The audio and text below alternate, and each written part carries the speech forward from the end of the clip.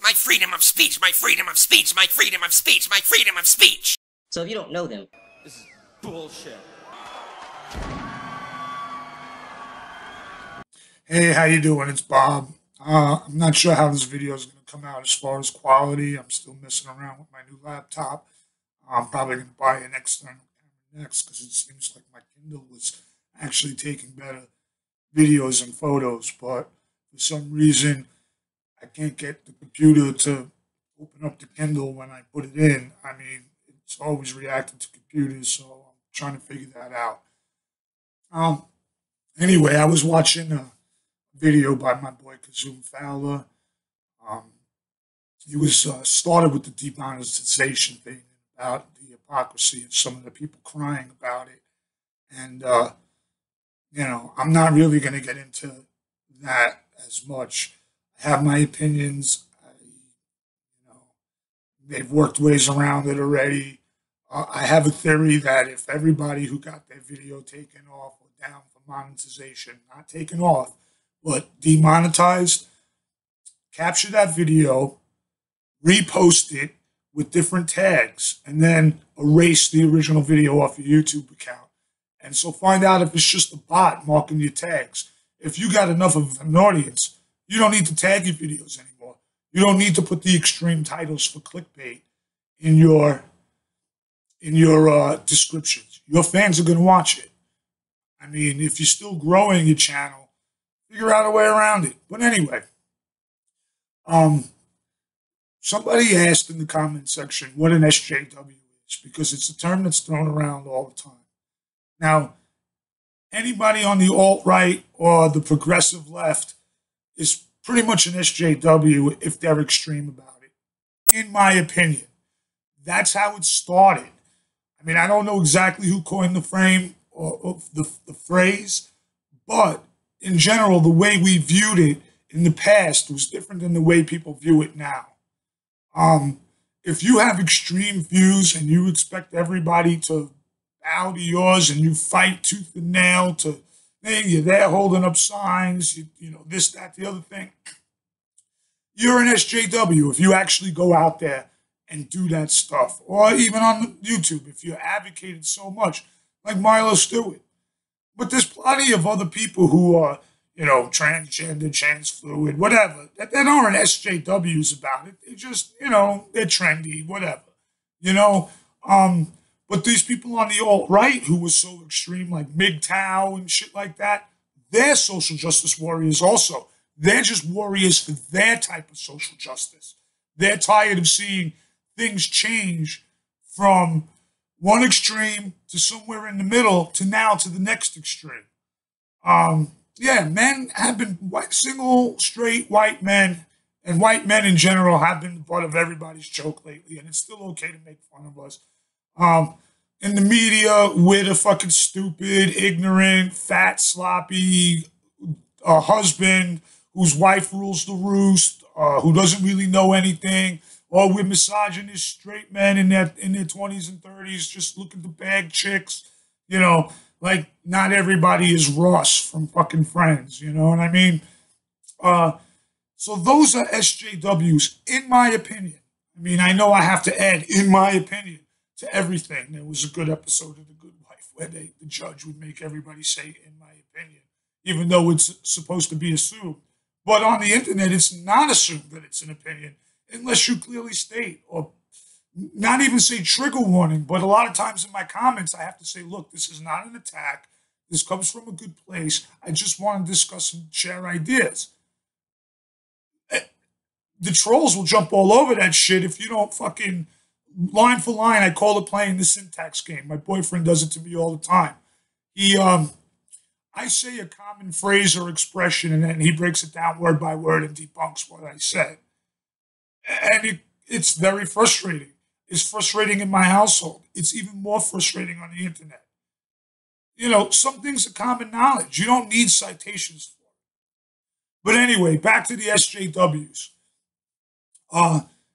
In the 60s and 70s, when these social movements started, second wave feminism, gay rights and everything, the people who were out there, who were carrying the signs, who were picketing on things, they were social justice warriors, even though the tag wasn't there.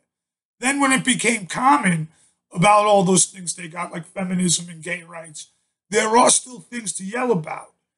But yelling about your pronouns or your feelings and expecting everybody to placate you is not. I mean, back when I was a kid, everybody wanted to save the rainforest. Yeah, we people donated money. They bought acres of land in the rainforest. That was how to help. But there were people there chaining themselves to trees and camping in them to save the rainforest. Those are social justice warriors. It's hard for me to find examples on the right that aren't totally negative. But, you know, hey, Westboro, they're social justice warriors. The KKK, they're social justice warriors. I mean, you people say social justice, meaning that only their social is just. But these other people feel that their opinions are just as just. It's like an American, we call the Islam people terrorists. But when somebody comes into your neighborhood and starts telling you how you should act and dropping bombs on you, then you consider the other people the terrorists. That's been going on in Palestine and Israel for, well, in the state of Israel since it started in 48, but in the territory and the land for forever. So, just because you are an alt-right person does not mean you are not a social justice warrior. You are a warrior for your type of social justice. And if you are an extremist, you're a social justice warrior. If you're somewhere in the middle of the road or you lean to one side or lean to the other side, you're not really a warrior. About the monetization, some of these people have fallen into the trap, like Undoomed and Mr. Repsion, and I don't know, maybe others. I don't want to say names because I'm afraid. But I've noticed the trend that they're creating videos just to create content, and they're saying the same thing over and over again in different ways. But it's just a thing. So are they giving their opinions as people, or are they giving their opinions as a business? And when you get to it where it's just a business, hey, business rules change. They're enforcing laws now. Everything is fluid. Be happy that you were at the Wild West point of it. You know what? It might change again. Who knows? But, I feel for you if, you feel your content is, being taken down, you spend time. Mr. Repsion, I've been starting to make these videos. You should have this down pat. You don't do great animation or anything. It's mostly you just talking into a microphone. So when somebody like Suits Yourself, who's actually a middle-of-the-road person who leans towards the right, and I can't judge because I don't live in fucking Australia, he puts a lot of time and effort into creating these videos, 3D modeling, picking out facts, this, that, the other thing. He does a good job of it. It's more facts than it is opinion. I mean, yeah, he makes me laugh with his animations because they're tight. But he's really a middle-of-the-road guy. But he'll be affected too, hopefully not, because I actually like him as a person, not just a content creator. Like somebody like Baring, I like as a content creator, but I doubt I would like him as a person.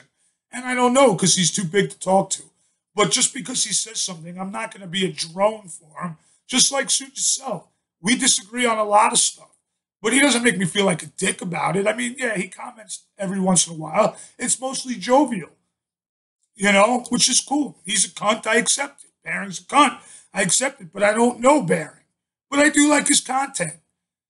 But, when does the point come where you are making content to express your opinions in free speech, or you just want to say whatever you want because it's going to attract money, because controversy attracts views, which attracts money.